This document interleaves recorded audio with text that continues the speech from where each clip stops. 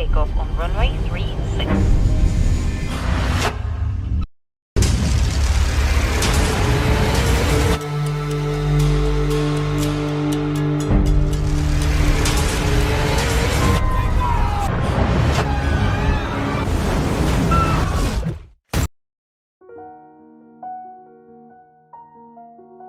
Dalmor, sebuah series yang dirilis pada bulan Desember 2024. Hanya mempunyai 4 episode dan total keseluruhan waktunya adalah 3,5 jam.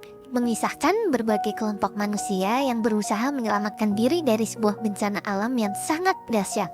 Oke, langsung aja, mari kita mulai. Selamat menikmati. Berlatar di sebuah pulau bernama La Palma yang mempunyai keindahan luar biasa. Terlihat sebuah kapal kecil yang berlayar di sana dan berisi beberapa turis yang sedang menikmati masa liburannya. Tak mau melewatkan momen liburannya, salah satu turis wanita mencoba nyebur ke dalam air itu.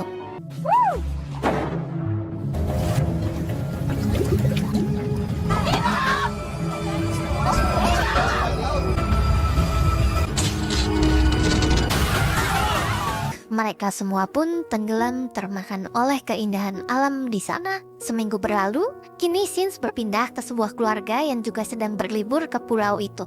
Mari kita kenalan dulu dengan keluarganya. Ada seorang ayah yang bernama Frederick, seorang ibu yang bernama Jennifer, dan kedua anaknya yang bernama Sarah dan Tobias. Di hari pertama liburannya, mereka bertemu saudaranya di hotel tempat mereka akan menginap. Mungkin mereka sudah janjian. Lalu setelahnya mereka masuk ke kamar hotelnya untuk beristirahat terlebih dahulu. Kini Sins berpindah ke sebuah kantor BMKG di dekat Pulau La Palma. Terlihat seorang pria bernama Alvaro yang sedang membaca sebuah koran. Tertulis tentang berita kecelakaan kapal yang berisi beberapa turis di sana.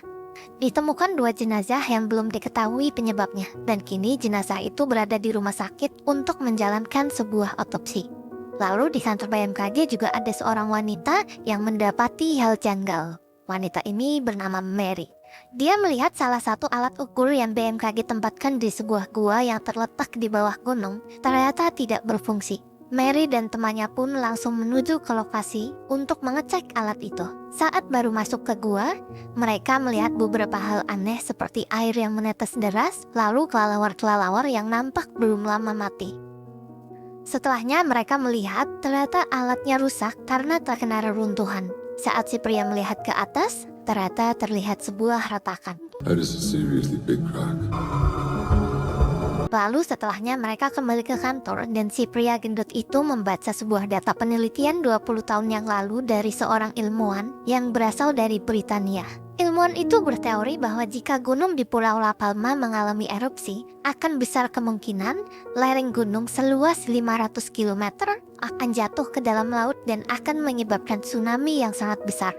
Luas 500 km berapa sih? Tadi saya searching dulu di Google. 500 km persegi itu setara dengan sepenuhnya kota Jakarta. Jadi bayangin aja seluruh kota Jakarta dicomot terus dicemplungin ke pinggiran laut. Pasti mengerikan. Tapi balik lagi, itu cuman analogi.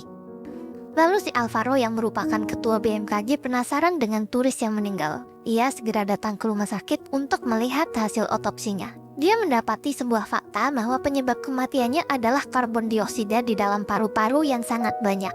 Luka dari si turis juga memperlihatkan seperti luka bakar yang menunjukkan seberapa panas air di sana pada saat itu. Kembali lagi ke keluarga Frederick. Nampak Sarah yang berjalan-jalan meninggalkan adiknya sendirian di kolam renang. Tak selang lama Frederick sangat panik karena terlihat Tobias yang tak ada di dalam kolam. Frederick pun segera berkeliling mencari Tobias. Dia juga bertemu Sarah dan temannya untuk mencari. Ternyata Tobias ada di atas karang tepi pantai. Saat mereka menghampiri Tobias, ternyata inilah yang Tobias lihat.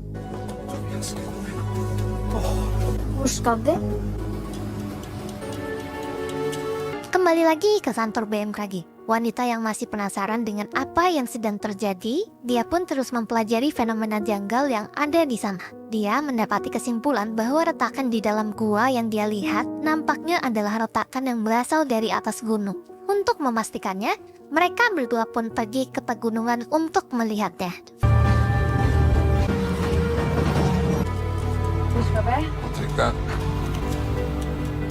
Dan benar saja, di sana terlihat sebuah retakan yang sangat panjang. Mereka berdua pun langsung mengukur retakan itu menggunakan sebuah alat pengukur retakan yang bekerja dengan sistem sensor. Yeah, not by much, but it's... Setelah terpasang alat, mereka menyadari sesuatu bahwa sensor pengukuran terus melebar. Hal itu menunjukkan bahwa tanah itu sebenarnya sedang bergerak dengan sangat perlahan. Si pria langsung menelpon Alvaro untuk memberi kabar.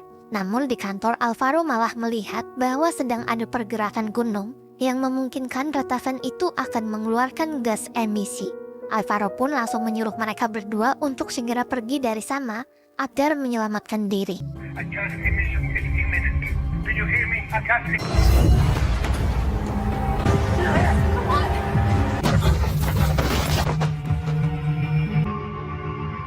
Setelahnya terlihat wanita itu yang baru saja sadar berada di sebuah rumah sakit dengan keadaan yang untungnya baik-baik aja. Namun berbeda dengan teman prianya yang dalam keadaan koma. Mengetahui bencana akan segera datang, Mary langsung menelpon adiknya untuk segera meninggalkan Pulau La Palma. Namun adiknya yang sangat menyukai keindahan pulau itu pun tak mempedulikan perkataan Mary. Mary pun meminta bertemu dengan adiknya di rumah nanti malam karena ini adalah hal yang sangat penting dan bukan main-main. Setelahnya terlihat Alvaro yang menjenguk Mary. Di sana Alvaro menunjukkan sebuah laptop kepadanya. Dia memberitahu alat itu hetakan yang ia pasang di gunung ternyata masih terus bergerak sampai sekarang. Walaupun pergerakannya sangat pelan, bahkan tak bisa dilihat dengan mata telanjang, namun hal itu tetap adalah hal yang sangat berbahaya. Mereka pun segera menemui Menteri Komunikasi untuk memberitahukan apa yang sedang terjadi. Di sana Alvaro meminta Menteri Komunikasi untuk segera melakukan perintah evakuasi kepada semua warga di dekat Pulau La Palma. Namun Bu Menteri malah menolaknya dan ngomel-ngomel karena jika perintah evakuasi dilaksanakan, maka akan terjadi kepanikan di semua lapisan masyarakat. Bisa jadi akan ada penjarahan, akan banyak kriminalisasi, kegaduhan, dan lain sebagainya. Menteri menyatakan bersedia untuk mengumumkan asalkan data dari Alvaro adalah data yang valid dan tidak hoax. Alvaro pun mengatakan hal ini. Hablamos de la naturaleza, no de matemáticas. You need to set up a meeting with the government. People could be in serious danger. Tapi tetap saja Bu Menteri nampak masih mengabaikan informasi serius dari Alvaro. Berpindah ke Fredrik yang sedang menikmati liburan bersama keluarganya. Oke guys, informasi dari saya. Di bagian ini saya akan mempercepat cerita dari sudut pandang keluarga si Fredrik. Selain membosankan, isi ceritanya juga cuma anaknya yang bernama Sarah bertemu seorang wanita di sana lalu saling mencintai.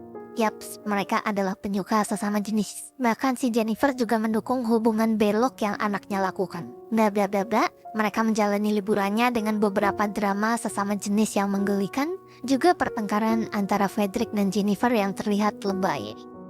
Hingga tiba di suatu siang, terlihat Fredrik yang sedang bersantai di kolam renang melihat sebuah letusan gunung.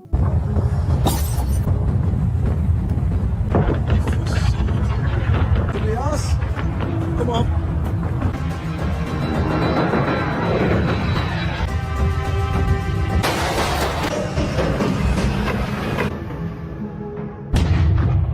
Setelah adanya letusan gunung dan satu pesawat yang terjatuh akibat menembus abu dari ledakan itu, terlihat Menteri Komunikasi baru menindaklanjuti peringatan dari Alvaro terkait evakuasi. Orang-orang penting di pemerintahan negara melakukan pertemuan online dengan Alvaro dan timnya. Pemerintah menjanjikan akan segera mempersiapkan pemberitahuan bahaya tsunami ke masyarakat La Palma.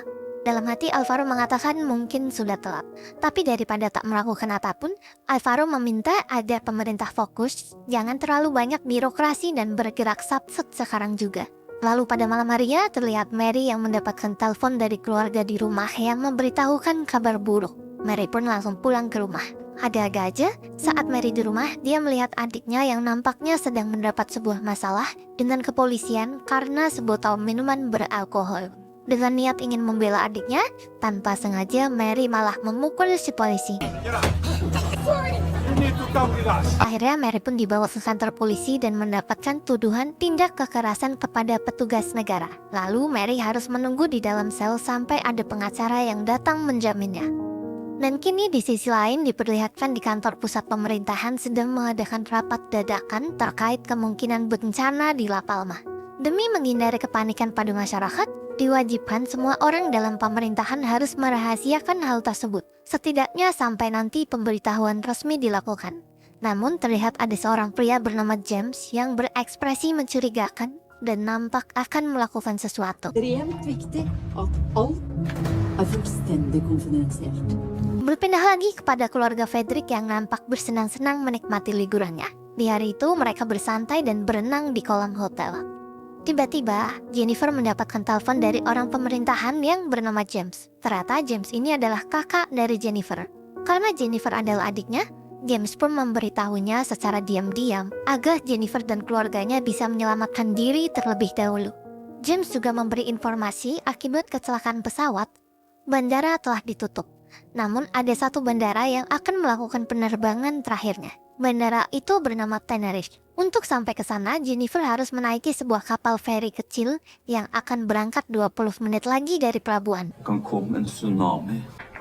Öden äger igen. 20 minutter. Den må dere komme på. Kini Jennifer dan keluarga pun langsung berkemas dan akan segera ke pelabuhan itu untuk menaiki kapal. Saat mereka menunggu taksi, ternyata tak terlihat satupun taksi di sana. Mengingat sisa waktu yang tak mungkin cukup, Fredrik yang melihat sebuah mobil terparkir dengan kunci di dalamnya, nekat membawa mobil itu.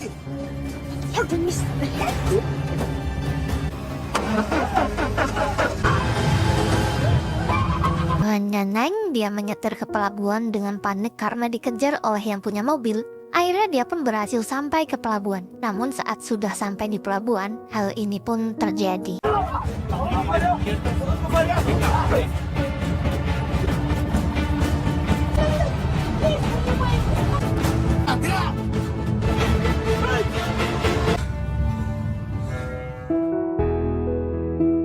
Setelahnya, Fredrik yang tertinggal pun mencoba mencari cara lain.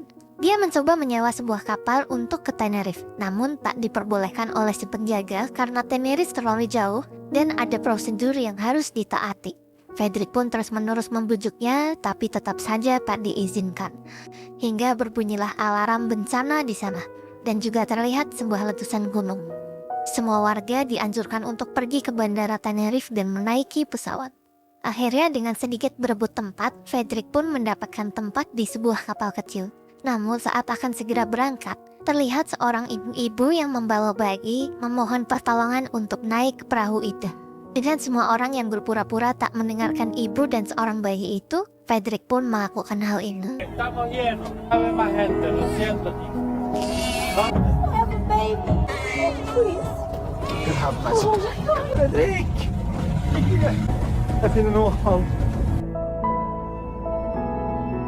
Lalu terlihat Fredrik yang menyerah dan duduk di sebuah tempat. Di tengah kepanikan semua masyarakat yang ingin menyelamatkan diri, Fredrik lebih memilih duduk di depan kantor polisi dan menelpon istrinya untuk mengucapkan perpisahan. Jag har sett postchef som själv. Måste du gå bara. Hallo, Fredrik? Tak mau menyerah begitu saja, Sarah mencoba menelpon James dan memberitahu bahwa Fredrik masih tertinggal di La Palma. James pun tak bisa berbuat apa-apa dan mungkin hanya doa yang akan menyelamatkan Fredrik di sana. Berpindah kepada Mary yang masih di dalam sel tersangka.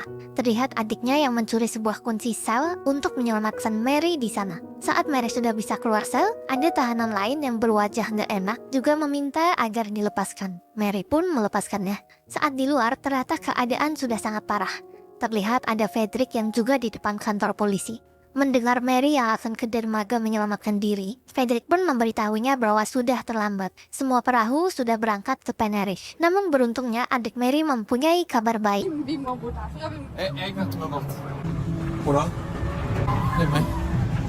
Dengan kembali mendapatkan harapan, Fredrik pun kembali bersemangat dan segera menuju ke kapal. Di saat yang bersamaan, di kantor pemerintahan, James yang masih berusaha menyelamatkan orang-orang di La Palma pun menyarankan kepada pimpinan menteri agar mendatangkan ahli peneliti gelombang untuk tsunami yang akan terjadi. Namun terlihat pimpinan yang tak menyetujui idenya. Pemerintahan takut jika si penghitung gelombang salah dalam perhitungan dan orang-orang di La Palma meninggal atas saran sebuah tempat aman dari pemerintah, maka pemerintah akan disalahkan. Jadi lebih baik pemerintah diam dan biarkan bencana hanya berada di La Palma. jangan menambah bencana di pemerintahan. Tapi dari hati James yang berpikiran bahwa setidaknya ada usaha menyelamatkan diri daripada pasrah, dia pun mendatangkan ahli gelombang dan menyuruhnya menghitung secara cepat. Si ahli pun mempelajari peta dan lokasi gunung di La Palma itu. Dengan perhitungan geografisnya, jika gunung itu jatuh ke lautan, maka akan terlihat arah tsunami dan kemungkinan ketinggiannya. Terlihat di gambaran sang ahli bahwa tsunami itu takkan terjadi hanya satu arah, tapi tsunami itu mempunyai dua arah yang mungkin akan bertabrakan, sehingga kemungkinannya akan meredakan tsunami itu dan akan ada tempat aman. Tapi itu hanya kemungkinan. Ada beberapa bukit di sana yang mungkin aman, namun bukit akan mendapati polusi gas berbahaya dari ledakan gunung dan gasnya akan terbawa oleh angin tsunami-nya. Namun ahli juga mengatakan bahwa ada kemungkinan 50-50 untuk selamat, yaitu jika orang-orang bisa berhasil mencapai Bukit Canaria yang di dekat Pulau La Palma. Bukit itu juga tak terlalu tinggi dan masih sangat mungkin digapai. Dette er en safe spot. Ikke kalle sexbot, det er kanskje Tar det da. Mendapati data itu, James pun kembali pada pimpinan dan menyarankan untuk mempublikasikan hasil dari ahli gelombang itu agar orang yang tak kebagian pesawat bisa ke sana. Namun pimpinan tak mau ambil resiko dan mementingkan nama baik pemerintahan saja. Menjengkelkan memang ini pimpinan. Dan kini kembali ke Frederick dan segera menuju ke kapal.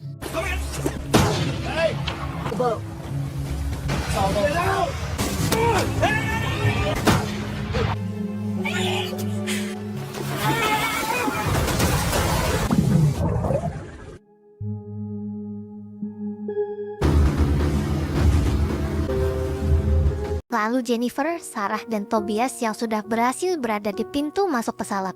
Namun dengan sangat menjengkelkan dan membuat saya sebagai penonton emosi. Kok bisa-bisanya Sarah nggak mau pergi tanpa wanita yang bernama Charlie yang merupakan pasangan beloknya. Sarah pun memaksa akan masuk ke pesawat setelah berhasil menemukan pacarnya. Ibunya sudah memperingatkan bahwa jika Sarah bisa menemukan Charlie pun, Charlie tetap tidak bisa masuk karena Charlie tidak mempunyai tiket gelang untuk masuk ke pesawat. Namun Sarah dengan menjengkelkannya berkata bahwa dia akan memberikan gelang jatah ayahnya. Dan bodohnya ibunya pun juga mengizinkan. Mungkin ibunya sudah pasrah karena melihat kemungkinannya Frederick tak mungkin bisa sampai ke bandara. Saat setelah Sarah pergi, terlihat semua orang disuruh masuk ke pesawat. Terlihat Jennifer yang panik karena Sarah tak masuk ke dalam pesawat itu. Setelah lama menunggu, dan pesawat yang terlihat akan berangkat karena tidak mungkin lebih lama menunggu orang-orang, Jennifer memilih turun dari pesawat untuk mencari Sarah. Yes, but you have to wait for my daughter. There is one. Yes. Jeg trodde jeg hadde mistet deg. Jeg er ikke her, og vi må finne deg. Dan di kantor pemerintahan, nampak banyak media pers yang akan mewawancarai tentang bagaimana negara akan menghadapi bencana ini. Saat pimpinan akan bersiap-siap memberikan berita kepada pers dengan bodoh amat, James melangkah ke minbar dan memberitahu semua pers, lalu memerintahkan mereka untuk menyebarkan berita bahwa ada tempat aman di dekat La Palma. Alle sammen, det finnes en safe spot. Det er koordinatene. Gjør hva som helst. Det er ennå tid til å komme seg. Lalu di sisi lain Frederick yang baru saja sampai di daratan, dikagetkan dengan gempa dan letusan dari gunung. Hal itu memastikan bahwa dia takkan bisa sampai ke pesawat. Namun, dia mendapati sebuah pesan dari James tentang lokasi aman itu. Saat dia mengeceknya, lokasinya nampak tak jauh. Namun, dia harus kembali naik perahu dan mungkin saja akan tertabrak tsunami karena gunung sudah longsor. Namun, mau tak mau, ia pun mencoba usaha terakhirnya dan tetap melakukan perjalanan itu. Kembali lagi ke bandara. Ternyata Sarah sudah di dalam pesawat bersama pacarnya, dan naasnya Jennifer masih di luar mencarinya. Terlihat Sarah yang menelpon ibunya dan mengatakan bahwa dia sudah ada di dalam pesawat. Namun karena gunung sudah longsor dan tsunami sudah terjadi, dan hanya menunggu waktu tsunami sampai ke darat, pesawat itu pun akan segera terbang. Men Tobias, vi skal finne noe. Tapi di sisi lain, Jennifer juga membaca pesan dari James yang menyuruhnya ke tempat aman. Jennifer pun pergi ke sana bersama Tobias dan salah satu staf bandara. Terlihat Frederick yang berpacu dengan tsunami yang mengerikan di belakangnya, Jennifer yang menuju tempat aman, dan pesawat yang akan segera lepas landas.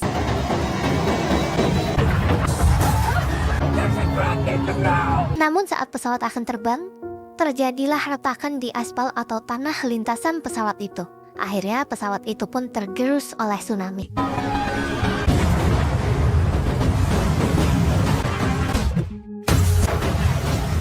Terlihat di sisi lain Frederick dan Mary yang selamat bersama orang-orang lain di sana.